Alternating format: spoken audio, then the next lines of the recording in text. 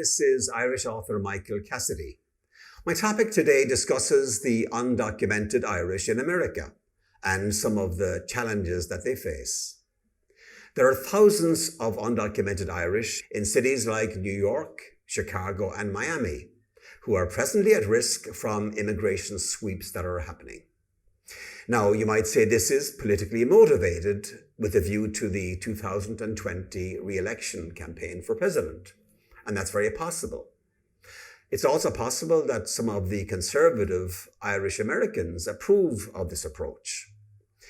It's somewhat meaningless when generalizing, but however, when one individual is identified, things change. One such person is Keith Byrne. Keith is 37 years old, originally from Ireland. He came here in 2007. He's got a successful contracting business, a lovely wife and family, and he's an ideal person for non-deportation.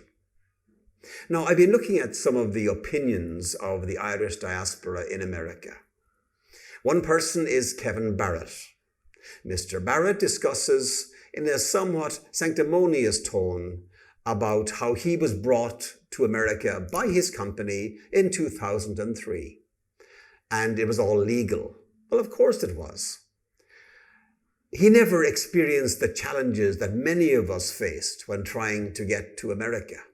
An update regarding Kevin Barrett. Kevin's attorneys are now adopting the same defense that John Lennon used successfully to have his application for permanent residence in America allowed, and he was successful there. So let's see what happens with the Irishman. Patrick Cullity came here in 2005, again legally, and he says, perhaps wisely, to either do it legally or not at all. And again, his company brought him here, so he had a relatively easy path to America. Now, I'm not going to offer any opinions in terms of the moral or ethical or practical elements of coming to America illegally. I am one of the people who did that. When I came here back in 1985, I was illegal. I arrived into San Francisco. I had $300 in my pocket, and I had no expectation of anything other than if I had been picked up, that I would be deported, and rightly so. I worked hard.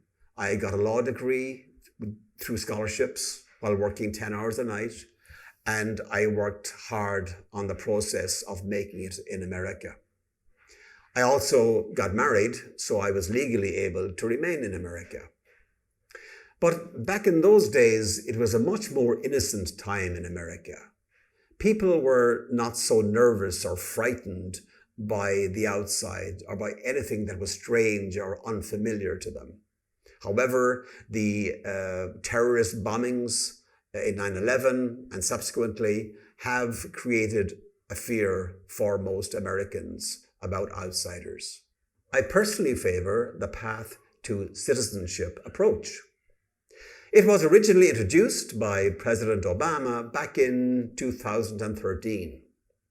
A law was passed offering a 13-year time frame that, assuming undocumented individuals paid a fine, were in good standing, and remained in good standing, they could eventually become American citizens.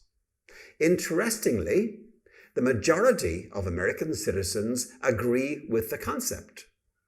In February 2017, 87% of Democrats favored the concept, while 69% of Republicans favored it, and, most interesting, 72% of President Trump's supporters favored it. Clearly, the will of the people is for a path to citizenship to be implemented. It's a solution to a painful dilemma in American society. Whether or not it will ever happen is debatable. Under the current administration, there's no political will. And if the current president is re-elected, the problem will remain for many, many years. Anyway, that's all for now. So until next time, Slán agus beannacht agus tógé go bagé.